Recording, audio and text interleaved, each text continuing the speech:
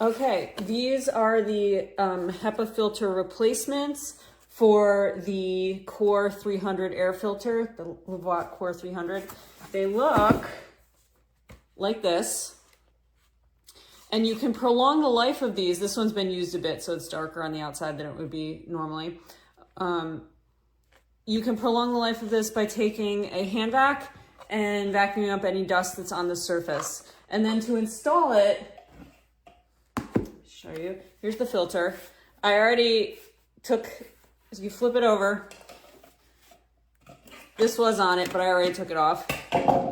And you simply drop the filter in, whole side down, drop it in,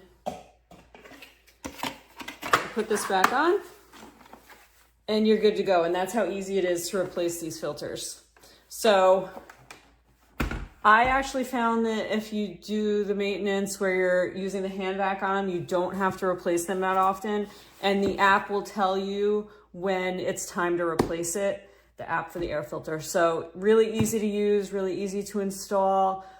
Does a great job keeping the air clean when we have poor air quality. So I've been really happy with it.